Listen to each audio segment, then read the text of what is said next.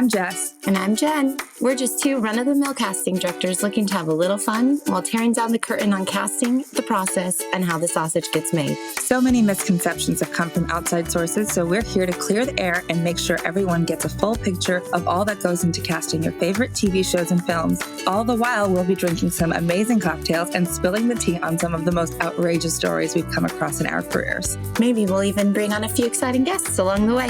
Cheers! Cheers.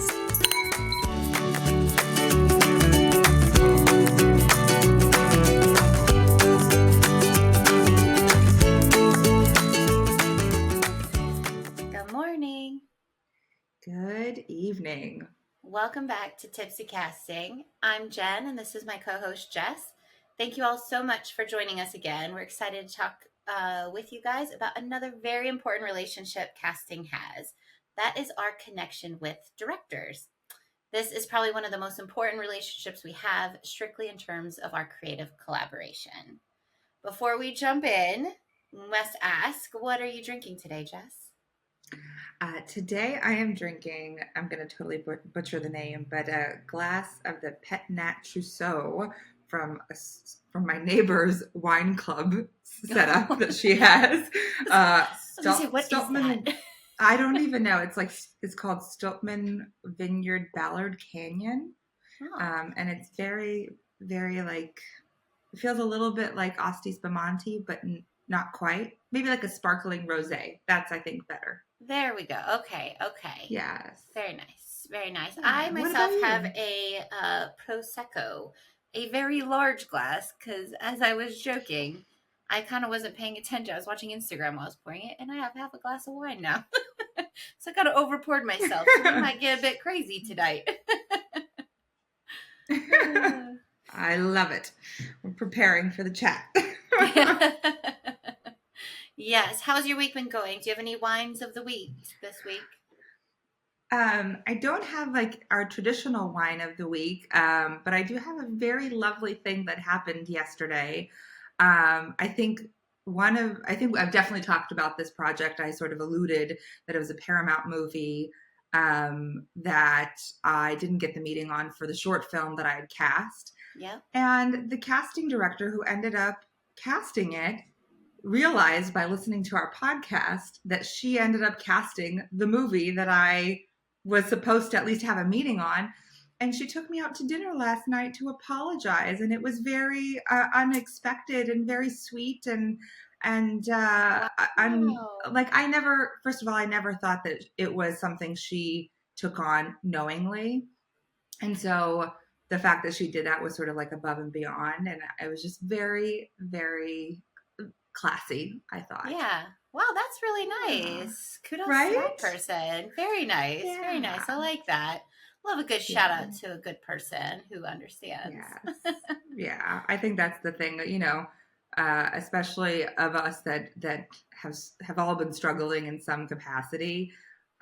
We never want the other person to feel that feeling of the sort of, betrayal is a very strong word, but the lack of loyalty of not being able to get to do what you're investing your time and energy in. And so it was very kind of her to sort of go above and beyond and make sure that I knew that it was not something she did with intention. And I never thought that. So it was just a nice gesture. Nice. And honestly, it kind of gives me hope that what we're actually doing is doing something. You know what I mean? Maybe we are actually getting our point out there, even in a very small way. Yeah. That makes me happy. Yeah.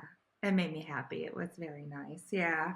But I think, as we begin to start our conversation about our directors, especially off of this note, we tend to sort of focus on the negative experiences because it sort of makes up our character to a degree.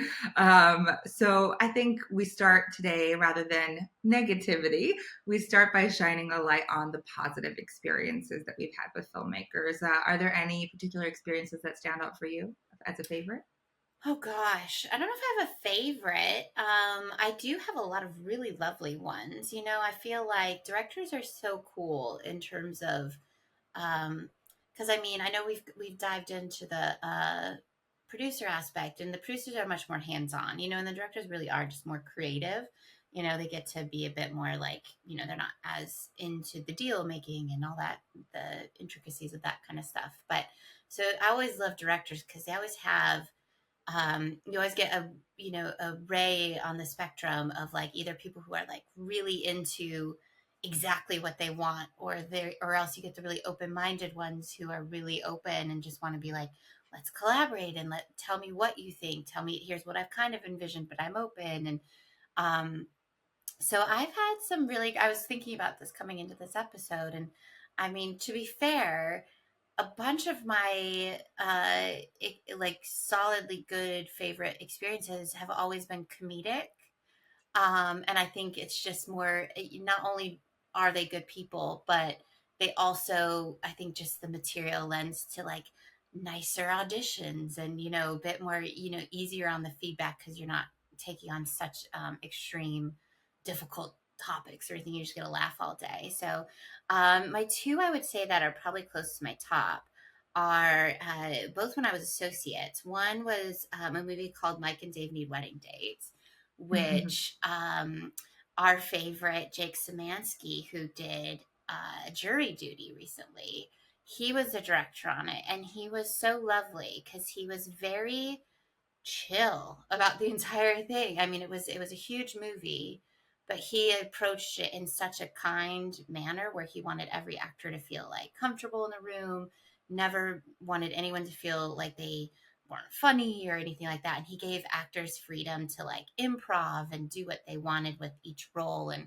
wasn't married to the words on the page, which was really cool. So he was one of my favorites kind of earlier in my career. And then my other favorites was, and I have a little bit of a story to go with this, but I can tell later, so I'm not talking incessantly. But it was for the Bad Moms directors, John Lucas and Scott Moore, who also they come from writing actually. They wrote The Hangover, and then they wrote Bad Moms, and then also directed them.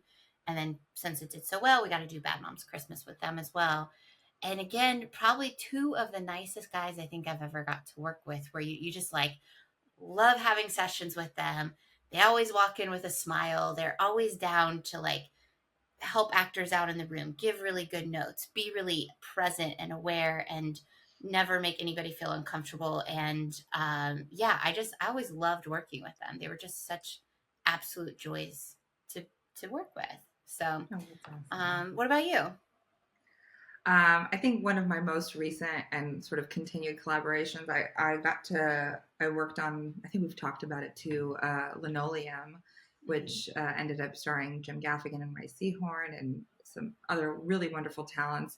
But that director, Colin West, he is the sort of epitome of someone who wants to collaborate and not someone who is sort of stuck to one vision.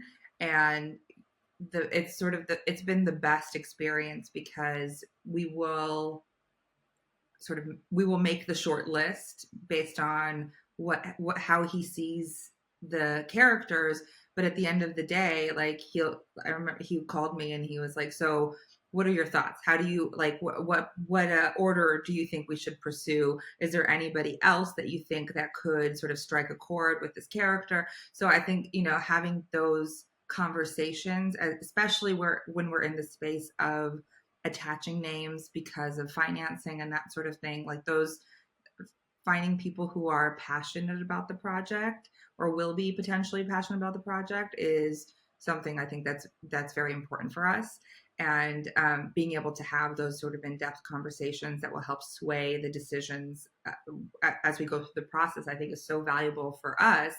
And so, we did that movie. I personally think that it did above and beyond what anybody expected it to do. It had a nice theatrical release, and now it's on a streamer somewhere, I think.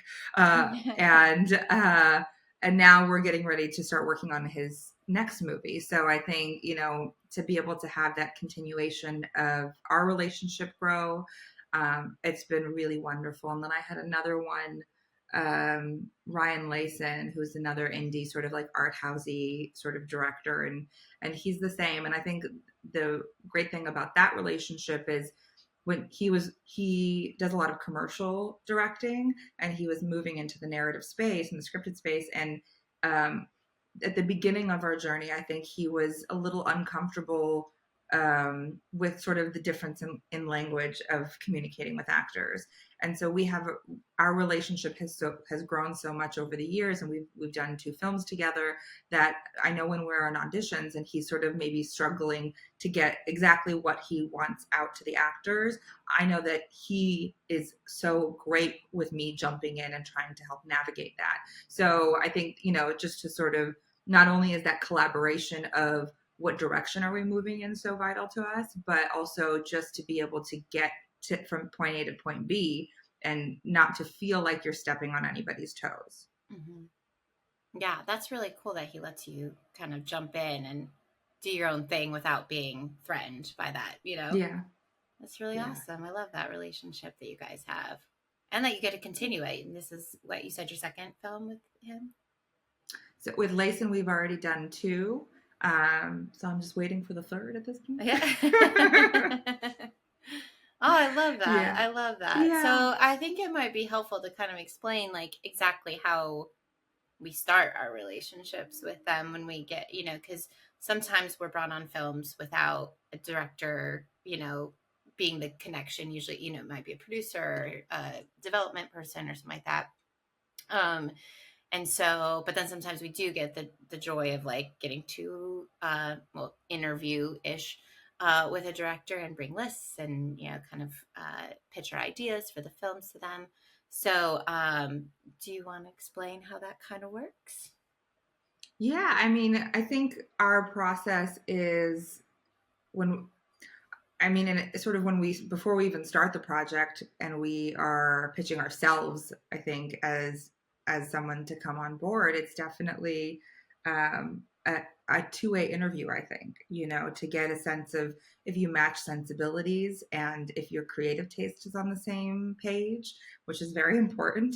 And also, I think, a really important quality that I've learned in a director, which feels obvious, but not to all directors, is someone who is decisive.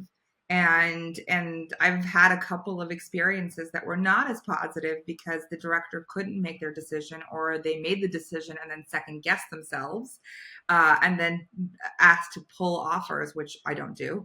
But I think that's, for me, when I'm sitting down with a filmmaker to discuss a project, it's something that is very important to me to get a sense of, does this person know what they want? Can they see it when they see it? Mm-hmm. And are they open to being surprised? I think those are like the 3 things for me that I'm interviewing the filmmaker when we're meeting. But when we're doing sort of the initial pass, is I come to the table with a few ideas just to make sure, for like 2 of the main characters, just to make sure we're on the same page. And sometimes the filmmakers will send lookbooks along with the scripts to see if they're or to give us sort of a tone, which is really helpful. But I tend to not want to look at those until after I've made my own initial list, because I don't want to be influenced by their initial choices. Yeah. But I feel like most of the time I end up incorporating some of the people that are on their lists anyways. Yeah, I agree. Honestly, most of the time, if I really like a script and I'm looking through something, or, making my list, and then I go back and look at their pitch decks or something, and I see who's in them, I'm always like, oh, it's usually like a couple crossovers here and there, and sometimes it's just purely based off the character. I mean, there's sometimes it's just so clearly XYZ actor, Yeah. that fits the mold so well. So yeah, and I always love that first initial meeting, because I think it's something where it's just an excitement of seeing 2 kind of creative people come together, and maybe a third if a producer is there, and getting to see if you're on the same page or not, and getting to like kind of pitch your ideas, because I know I get excited when I read scripts and I see it in my head, I read it, I can visualize it. And then I get excited about the lists I make, and I get really excited because I try to always make lists with, not only known people or people that are more obvious, but also like trying to throw in kind of those different ideas of, you know, maybe unknown actors or lesser known people who just are really right for the role. Whether or not they can finance a movie or not is debatable, but at least it kind of shows your taste that you have this, like, you know, an entire realm of actors that like could do this if you have the option to not focus just on financeable names. Yeah, and I think that's also a really interesting aspect for me when I'm having those conversations is to sort of, you know, a big part of our job is managing expectations. And so to understand, are these people being realistic based on the script, based on the financing, based on the director? Because there, you know, you always see those lookbooks that come through that have very lofty expectations and very uh, fancy names and fancy faces. And 90% of the time, unless you have an existing relationship with somebody, or, you know, 6 degrees of separation, those big marquee names are very difficult to wrangle. So someone who's willing to be realistic and to understand, sure, we can take a swing or two, but at the end of the day, this is probably more in the range of where we're going to end up. Yeah. Yeah. I do always love the meetings where you come in with somebody who maybe is a bit newer, or either a first timer or maybe you know, or they've done a short or something and gotten, you know, some money for their next one. And they're like, I always just love it because, you know, they know it's a ridiculous ask. Like you could see it in their eyes but they're going to want to do it anyway. They want to make the Brad Pitt offer. And you're just like, really? No, don't make me make this call. Yeah. I think, you know, and sometimes it ends up being that conversation of you talking to the agent and just, you're like, well, just tell me it's not going to happen. Yeah. Just so I can go back and say, I tried, because we all know I have a great mug that is my favorite mug is Jennifer Lawrence is not doing your short film. And it comes from, you know, life experience. Yeah. So yeah, I think, you know, it's interesting because it sort of goes back, because we both like to work with younger and newer filmmakers. And I think it goes back to film school, and it's such an interesting thing because the more I talk to sort of the younger generation of filmmakers that are coming out of the USCs and the UCLAs or other film programs that are out there, the more obvious it becomes that they do not focus on casting at all, and there is no education of what the casting relationship should look like or could look like. Yeah. And so when the first, you know, round of filmmakers are coming and hiring their first round of casting directors, they don't know how to work with us, and they don't know how to collaborate. Whether you know, some come out thinking we're just a filtration system, which is not at all what we are. Yeah. You know, and it's I think it's such a disservice to these young filmmakers that are entering the industry not understanding how to collaborate with us. And I'm hoping that like I'm trying to get more involved in the universities that offer these film programs, just to, you know, try to help that situation. Yeah, that's awesome that you're doing that, because I do agree. I think there's something to be said for those meetings you go on, or because again, I think you and I are both in the position where we can help when we can with, you know, newer people. And especially I love working with first timers that have like maybe a 2 million or something, because it's always fun to kind of get to help get them their vision for their cool indie or whatnot. And, you know, again, I think you can get this spectrum of directors where like some people come in and they're just like, yeah, you know, I saw that Jennifer Lawrence did, you know, this little 2 million 12 years ago, she'll do mine. And I'm like, yeah, but you gotta like, and then even if you try to like kindly explain the entire process, and that the fact that she did that 2 million 10 years ago was even like one of her best friends who was directing it, and you know, they had a connection to it. And it's like they always still come back to, but mine's different. Like, but my script's better, and like my movie's going to be amazing. And I never sign on to a movie that I don't like. I mean, if I don't think a movie's good, I won't do it.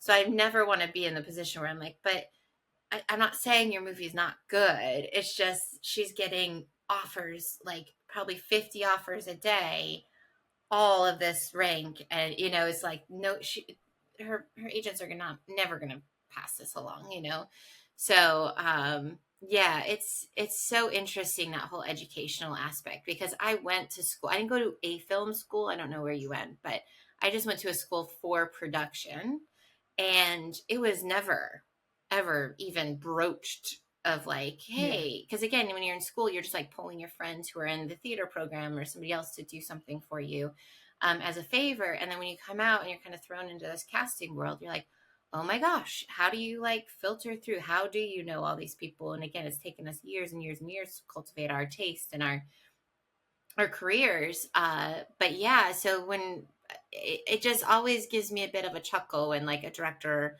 will come out and have a short or a small budget indie, and they just think they can get the world, and you're like, who taught you this? Where did you get this idea that you can get these, A-list movie stars for no money, with no nothing? And but then it also, in my opinion, it makes it just that much better when you get a good director who's like very realistic and is like just like very collaborative, like you tell me, like let's work together and find the best cast that we can make together to get the vision through. And that part is really, really lovely when you can kind of see eye to eye on those same wavelengths. Yeah, absolutely. And so, we've talked about that. The collaboration is so important. We've talked about decisiveness is so important. I would also say, like, if you're a director who is studying or just coming out and trying to do a short film, or, you're just getting on your feet, like my number one recommendation is go take an acting class.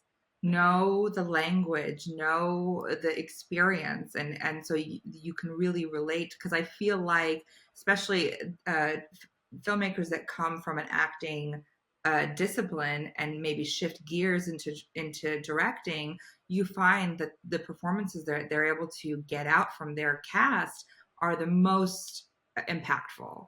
So the easier time that you have communicating with your cast, the better your final product will be. Yeah, I always find it interesting too. Like I kind of, I remember I worked with a director who I loved working with her, because even though she wasn't the most like voiceful or, or forceful with her opinion on things, she would always say like, oh, I like this person, but like, if you like somebody better, let me know. It was a very, very kind approach to casting. But I remember at one point I was like, I really like, it came down to like two actors, and I was like, I really need you just to give your opinion, because I think they're both great. Either will do great. So why don't you just go with whoever you want? I remember her being like, Jen, either one is fine, because I know I'm a good enough director to get the performance I need out of either one of them. And I was just like, that's solid, man. That's the solid director who can literally just say, you know what, I can see that they're talented enough. And I know that like, while neither of them hit it head on, they're both equally good, that I can then work with them on set, which I thought was first time I've ever heard that from a director in an audition setting. And that was really kind of interesting outlook. So who ended up making the decision? I did. I mean, it was one of those that, like, to be fair, like it was one of those that I think we were a bit time crunched. So I was like, I can't do this anymore. Fine, we're going with this one. It was who I gut liked, and it worked out great in the end. So, but I love that. I love directors who are just kind of confident in their abilities, because I've also, on the flip side, have been in a room. I was in callbacks pre-COVID with a director who had never directed, was not, I don't want to say she was forced into directing, but she was, she was the writer of the script, and she had kind of been pushed into the direction of directing it as well. And was so afraid to give notes. And I remember we had some very high profile actors reading on our first round, and one of their agents called me after they left and said, they just left and they thought they did a horrible job. Is there anything we can do to get them back in? Because they just feel awful. And I was like, we love them. They did great. Like, they're still in our top choices. Like, I don't know why. And I was like, it's because she couldn't even like look at that. She just was so nervous about like how to approach the situation, because she had never done it before, that after that, I kind of was like, okay, feel free to like give notes and say, hey, how's your day going? You know, because it's like she had never even been in an audition room before. And it's like sometimes I forget as a casting director that with those first timers, you kind of have to explain, like, yes, and then you can talk about this. And then you can, because I think there is somewhat of that, like, oh shoot, can I say this? Can I not say this? Can I give this away about the script? Do I have to hold back, you know? Mm-hmm. Even sort of like the semantics of it, of what is allowed. And I've had directors ask somebody's age in a room, and I got to be like, oh, you can't do that. I'm sorry. Back it up. Yeah. So I think, it's like, what are you allowed to ask? What are you not allowed to ask? P.S. You're not allowed to ask somebody's age, their sexual orientation, their, I think all sort of the protected categories you're not allowed to ask in the audition room. So don't do that. Yes. General U.S. Yeah. laws. Good. Yes. Apply to the audition room. Yes. Yeah. What else do you think are like important qualities that you found beneficial or sort of hindering when they don't have it? Yeah. So I think a couple of things I would say is like, I love when, again, I feel like directors are a bit more hands-on in terms of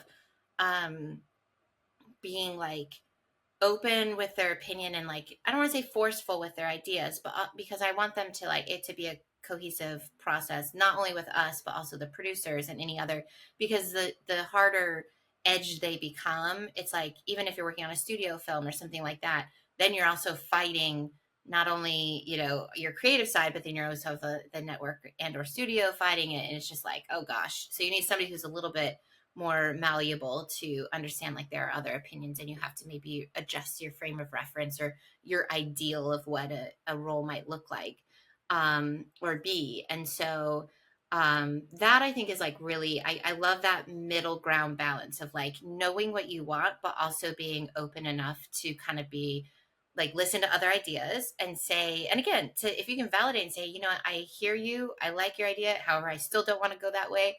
I appreciate that, because at least you listened, you took it into consideration. But again, I also understand that it's the director's vision at the end of the day. So if you don't want this actor or actress to look a certain way, or be a certain age or whatever, if because sometimes I'll throw it out there and I'm just like, well, can't we change this up and, make the male a female, or, I always like to kind of think outside the box. And sometimes they have a very valid reason of like, this is why I've seen it this way, and this is why I want it to be this way. And I appreciate that, because then, I'm not going to waste my time looking for actors that aren't right for the role. But yeah, I think there's my two big bumps whenever I encounter some directors is like, one, I feel like you kind of get the brand new directors who are kind of like pretending like they know everything, and they just get so hard to work with, because you're like, just listen to me. Like, you're talking nonsense. Like, I know you're trying really hard to like kind of fake it till you make it, because here you are being a director, and just listen a little bit to me, the producer, studio execs, whatever. But, and that becomes a bit difficult. Or also maybe the like super experienced ones who maybe are just kind of closed off to maybe new ideas, and they get kind of a bit set in their ways of who they like and how they want to approach things. And sometimes there's some new exciting ways to consider.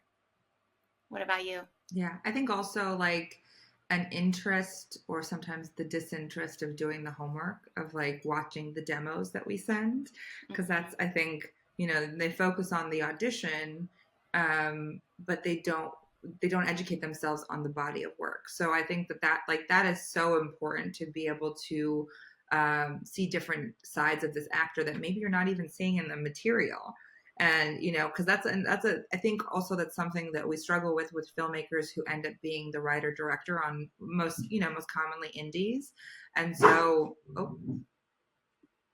yeah, I think especially with indies, we end up with the writer directors, and they get a little precious with the material. And so I think that ends up being a little bit of a disservice to the process, because it's very constrained, or they want specific scenes that maybe are not beneficial to being able to showcase the full arc of the character. So I think, having that willingness to collaborate with us, not just in terms of the actors that we're seeing, but also with the material that we're pushing out there, because sometimes it doesn't work, and then we go through the process, and then we have to change the sides because the sides aren't showing us what we need. So I think that is a big part of it as well. Watching the material. I think I actually had not a director, but two showrunners it was a limited series that we're working on, and we would send selects, we would send their body of work with it. And at the end of the day or the next morning, we would get an email with every single name that was on that link as to if they loved them, why they loved them, if they didn't love them, why they didn't love them, or what qualities they didn't see. And that was like the most helpful experience for us, because then we were like, okay, this isn't working because X, Y, and Z, and then we can pivot to something that will work and save time and save actors' energy and our energy. So that part was really, really helpful when someone's willing to do the homework with us, So, but I think you touched on something when you were talking about the studios versus studios and networks and that thing, because there's also a massive difference between a film director and a TV director in the way that we all collaborate. Yeah. Yeah. And so the TV side, most cases, they're just popping in for an episode or 2 episodes max. And, they have creative input as to how the casting goes. But at the end of the day, the showrunner has the final say.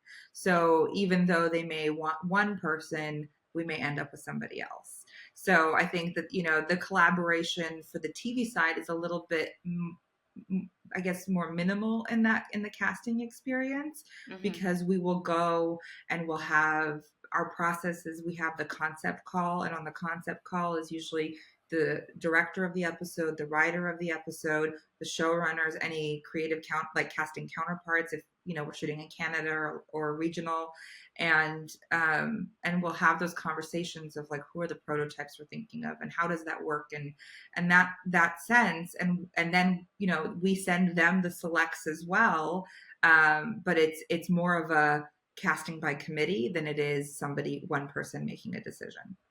Yes, 100%. And a lot of times I don't think people understand how much say the studio and network get, that they can veto almost anybody on the creative side if they want. And sometimes they do it just to do it, I feel.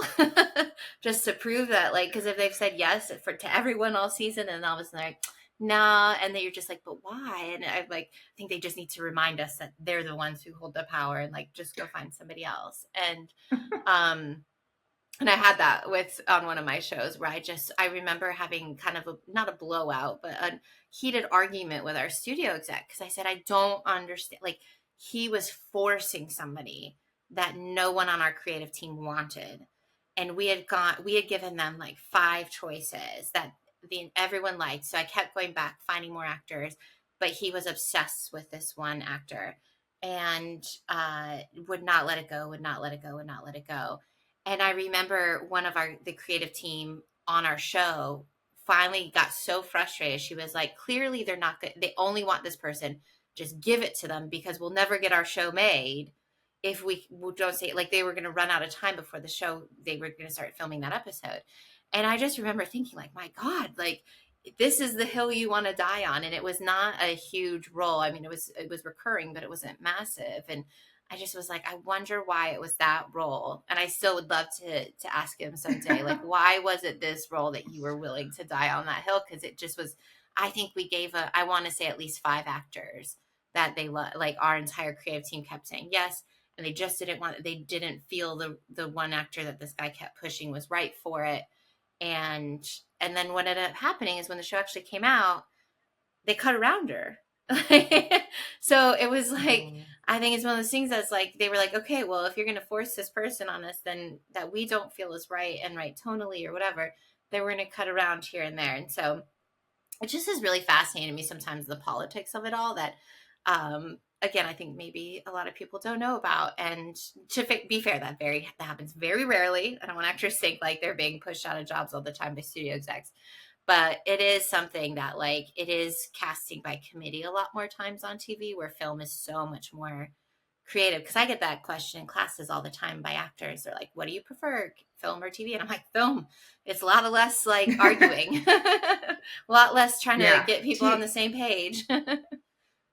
TV is certainly more stable, but film is more sort of a creative space that is a bit more fulfilling for sure. Mm-hmm. But I think, just to give people more of an understanding, it works a little bit differently for streaming. But the way that our approval process goes is once we get people, it's usually down to 2 actors that the creative team likes. And then either they'll have a preference or they won't have a preference. So they'll send both of those auditions and usually their demo reel in addition to that, and their headshot and the resume and all that fun stuff up to the studio. And the studio usually has somewhere between 10 to 13 executives that are part of the development teams, a part of the casting liaisons, like all of those aspects. They all have to be in agreement that this person, great, that we love these choices, we're going to move them to the network. Then the network has 10 to 13 executives that have the same sort of approval power or, veto power in this case. And then hopefully the hope is that you can get that person approved and move on and actually be able to book them. But in the case that they don't and they say, no, go back to the drawing board, it's really pivotal for us to be, as casting directors, to have really good relationships with our executives at those places, because we need to understand what's not working. And in this case, it was very frustrating for you and your team to not be able to have that conversation, or that person not be willing to say why it's not working. So, I think that's sometimes we can pivot and we can find the person that the studio feels is a little bit more in line. But if they're not willing to communicate with us as to what's not working, then it becomes very challenging. And then, as much as we try to stay away from that, throwing spaghetti, you start to just try to guess what they want. And that's not fun for anybody. No, yeah. And I mean, it's kind of interesting too. Like, I think one of the most interesting processes I've had, which I mean, this might be a whole different topic for a different episode, Dave, like how shows actually get made through the pilot process. But I mean, one of my shows, Claws, we were on the pilot for 6 months because it took so long to kind of get all the different network, studio, creatives, everyone on board to see it, because it was such a cool, unique show that I think everyone kind of had their own ideas. And again, we ended up with a wonderful cast at the end of the day. But it is so different doing like network studio shows. And I agree, streaming's a little bit different.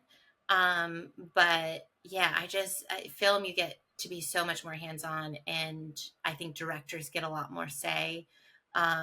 Because you do kind of have the plug and play directors once the show's up and running. I do think directors get quite a bit of say during the pilot process. They most of the time are usually in sessions, and they get all this, get just an equal say as everybody else. But once you kind of get into that, like the Grey's Anatomy of it, where you're just going, it's like the directors are like, yeah, sure, whatever. And what is I always mix it up. I think for pilot directors, they have a different title. They're like directing producers or producing directors or something like that. And I normally, in my experience, they usually do the first episode and then the last episode of the season, of the first season, to sort of tonally have a similar look throughout the whole thing. Yeah, I think it's a bit different with like even just cable and network, but like, because I would say like my network shows, maybe, I would say that's the case. And then they would come back a few times when there's like a lot more episodes.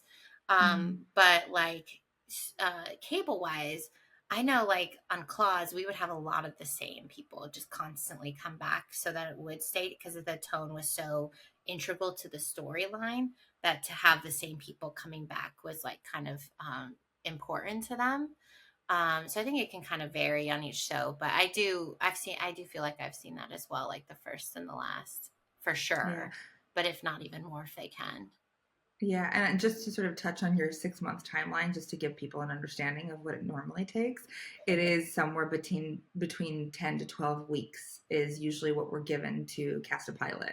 So to be in a position where you are experiencing the 6-month timeline, that, you know, that gives you a real sense of the challenge that you were facing in that Yeah. space. So, Yeah. but kudos to Yeah. you to having that show, because first of all, that show is phenomenal. The show is phenomenal. The cast is phenomenal, and it was on for many, many years. Yeah, 6 years. I mean, I left Yeah. after season 2 or 3, I can't remember. But yeah, I was always very proud of that pilot, because that was like that was a lot of work and a lot of time and effort that went into that. And I kept being like, is this ever going to get made? I think for one of the roles I remember doing, because like we have to keep those grids of like, you have to track every actor you bring in for pre-reads, callbacks, testing, everything. And I remember one of the roles for one of the women, we had over 250 actresses that we read, because we just couldn't find this I won't say which one it was, but it was just so intense. And I just remember like opening that Excel document being like, oh my God, I can't add any more to it. I was like, there are no more actresses. Please just cast somebody. Oh my goodness. That's hard. Yeah. That's a real, Yeah. I think that was like sort of in the same vein of when we were doing The Force Awakens. Like we were doing, you know, it's a tentpole feature that's part of a huge franchise.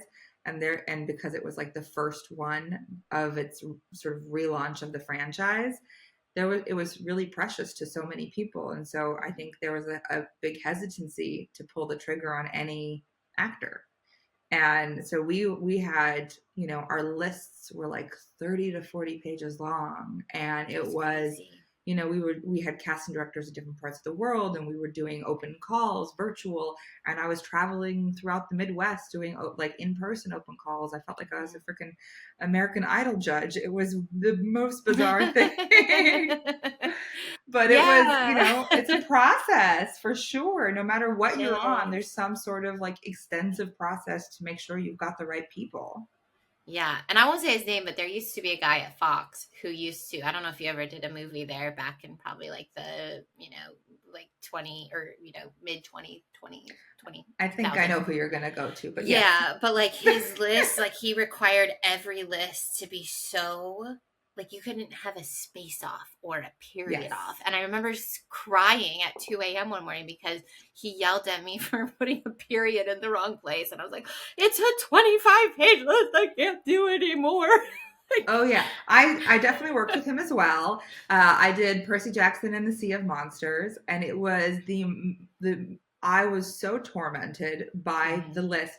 And I don't think he's in the business anymore. I think he's sort of retired. But I remember when he would get on the phone with my boss, he would take pride in the fact that he like, I don't, as a Jewish woman, I don't use the word Nazi very lightly, but he was a list Nazi. Yeah. That it was the most severe version of list making that I've ever experienced. And he took pride, and he was like, oh, I trained her well, you know? And I remember there were like, you would have tremors about him. There were like size measurement, like each picture on a Word document had to be a certain size. And if it was 0.01 off, he would send the list back and make you redo it. And I was just like, and I was like, this is why I'm like, why am I in casting? This is not why I'm here. I'm here to like read actors and find the right person for the role, not incessantly do lists for hours and hours into the night because somebody's crazy. Anyway, that's they also had the most But they also had the most intense slate process. I don't know if you remember this, but it was like you had there were so many, I don't know, I wonder if they still do this, but you would literally have to, in the office, the actor would say, hi, my name is Jessica Sherman. I am 5'7". And as the associate, you would have to go on into frame and say your height. And so they would have comparative information so that if the actor was lying about their height, they would know. And then they would also have to say, I am currently available for this project for these dates. And so that if it came back that they were not available, it wouldn't be on us. Which was a good thing that they had actual proof that actor said that they were available and they were not. But it was like, even if you were like a 50-year-old actor, you would have to say, I'm over the age of 18 on camera. And it was like, I remember, who is it that Billy Gardell came in and he was like, I really got to say this. Yeah. he's like, I'm clearly over 18, okay? Yeah. I know. I do remember, to be fair, like I don't think when I did it, when I worked with them, I had to like go in a frame with them.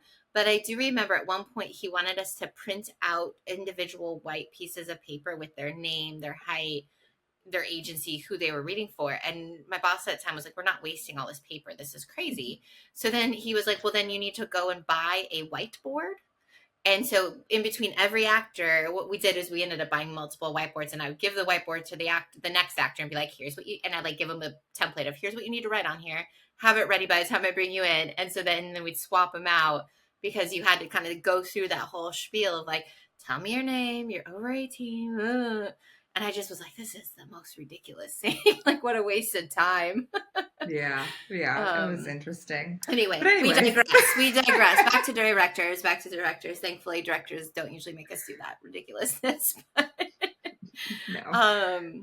Yeah. So anyway, difference between indie and studios. I think that's kind of clear. How do you feel about like when you get put in a position of maybe having to speak up against a script, something, or how they're handling a scene or something like that? How do you feel? Because I know it can be a bit intimidating going against a director if you differ in opinions on stuff like that. Yeah, I think for me, it's always, as long as there's no audience when I'm doing it, I feel comfortable doing it. Because here's the thing, if I end up in a relationship that is not a collaborative relationship, I've done something wrong in my own process of trying to sort of sift out if this is a good match. And at a certain point, if I realize this is maybe not a great relationship, or maybe it's a toxic one, that, I don't necessarily care about working with that person again. So I will be direct with them. I'm not going to be insulting by any means. I think that there's a way to do things that is, I feel like I do have tact and I'm capable. And so I think, I will usually say something in a respectful way. And if they're not willing to listen to it, then, I still have to say my piece. And as long as that's that I've done what I could. And if someone asks me about it, I'll be honest. Mm-hmm. Good. Yeah, it's a great way to handle it. Because I feel like, there's a couple ways I've dealt with it in the past, is where I tend to be very blunt and forthright with my opinion, but I always try to do it in a kind manner. I don't ever try to be rude or mean about it. But I also feel like if it's something that actually is going to hinder the process and or hurt the film in some way, I always try to bring it up, same kind of like between you and that person.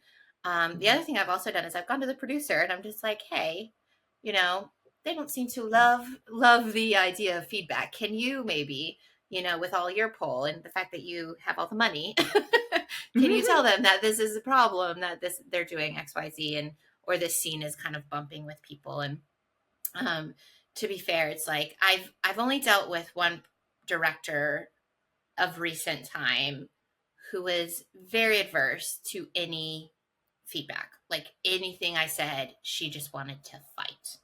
And it's hard because I feel like we get put in some positions sometimes where it's like, because some people who maybe don't have the respect that we would hope people do have for casting directors, they think they can that we're just their peons and we're just there to do their bidding and to do what they say and don't ask questions.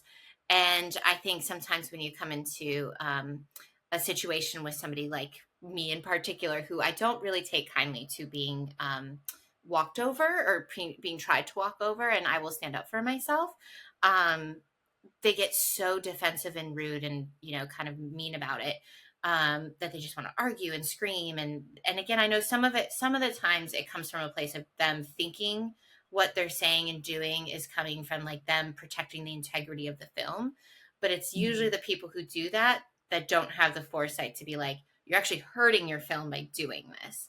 We're here to like help you. We're the outside eyes being like, if you do XYZ, it's really not a good look for your film. It's not, this scene is not helping you move your film forward. And so, yeah, so it's just, it's really interesting sometimes when you get put in those like difficult positions, because I mean, I've been in knockdown, drag out fights with directors before, but and it rarely happens, but when it does, it's usually, you know, a culmination of just a lot of misguided anger at us. And Oh yeah. You're talking, and it literally brought back a memory I had. It was one of the first indies that I had done after I left April, and I was just really excited for the opportunity and to, like, you know, create a new client. And this production company hired me to do 2 indies back to back, and I was all about it. And it was with a younger cast, and it was a director who used to be an actor in the like 80s, right? Did a lot of sort of the John Hughes stuff, and the initial experience was fine. And he, you know, as someone who was a big actor in the 80s, maybe didn't transition well or whatever it was, he had a lot of relationships with sort of the stars of the 80s. And we were casting the moms of the lead kid in the film, and he wanted to make an offer to Leah Thompson. And I was like, okay, that's great. She's wonderful. You know, we'll see what happens. And I said, please write a love letter to Leah Thompson, which is something that we ask our, you know, indie filmmakers to do, is to, you know, to say why they think that the actor is right for this role and why they're so passionate about this actor and all of the wonderful things that they've done and blah, blah, blah. So he wrote this love letter and sent it to me to send to her agent. And it was the most inappropriate letter I have ever read. And I wrote back to him and I said, listen, if you want to send this, you have to send it directly. There's no way that I'm comfortable sending this to her agent.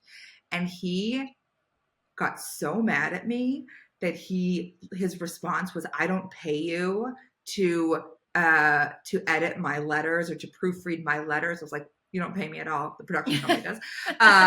And so he said that to me. And then I pushed back again, and he called me a bitch.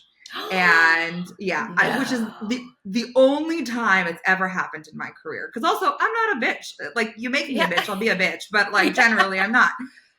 Anyway, so he called me a bitch, and I got so upset because I've worked with J.J. Abrams. I work with all these really wonderful, talented directors, and this like guy thinks he can, you know, throw his weight around that I don't even know who you are. Yeah. And so he did that, and I went to the producer, and I was like, I'm not doing this. This is, you don't pay, I said, you don't pay me enough to deal with this sort of behavior. And they almost fired him. Wow. Good for you. Oh, yeah. I was like, I'm not going to reinforce this behavior that you're allowed to treat me like this because you are not paying me enough. And there is not enough money for me to be okay with you calling me names, you know? And it was just, wow. Yeah, it was horrible. And then he basically just like ruined the whole trajectory of the film because he ultimately, it got into Sundance and he didn't want it to be a Sundance movie. Wow. And so he didn't take it to Sundance. Wow. And I was like so proud of that cast because there were so many actors that I had cast in it that I had met when they were like, there's so many people that I met over the years in workshops or whatever, however I met them. And then I finally got a chance to cast these wonderful talents. And it took years to get it out. And then it was like on iTunes. Oh, no. Yeah. Oh, that's sad. It was a real shame, but it was, you know, it was a lesson for me of like, what are you comfortable with? And to stand up for yourself, that this is not, it's not acceptable. It's not what our job is. Yeah. You know? I mean, to be fair, I've quit only one film in my entire career. I've only quit one thing. And it was due to, I mean, both the director and the producer at the end of the day, but I got the most rude email when I decided to quit because they were asking me to do some unethical things with actors and deals and stuff like that. So I eventually walked away. And I wrote him like a very professional email because it had been a very emotionally charged lead up to it. And it always ends up coming back on us. Because then I was like, you know what, this is my line. I'm not going to cross it. I'm not going to do something that I deem immoral, whether they think it is or not. And I just won't do it. And so I wrote him a nice email and I said, you know what, this process has been difficult. It's not been the best thing. However, this has been what you've asked me of late is kind of my line. So I've decided to remove myself from the project. And I got the most condescending email back with this director telling me that I was being emotional and that which I always love when I'm like, I hear the facts and then you try to call me emotional. But yeah, like to be like, you're being emotional and that you need to go and reflect on if this is a job you want to do, because if you're not willing to do as you're told, then this is not a job that you should be doing. And I'm like, wow. I just remember getting that email back being like, you know what, we could have just parted ways, we could have never spoken again, but now I'm pissed off. It's like, it just burned me. And I just, again, it validated my choice in quitting. But yeah, it just, because it killed me to quit that. Because I up until this point, I never had quit a film or a TV show I've never quit a project in my life. And I've always prided myself on sucking it up and doing what, as long as nothing was horrible. And this was the first time I had to do it. And I just couldn't believe it, that was the response back I got. And it burned me, burned me bad.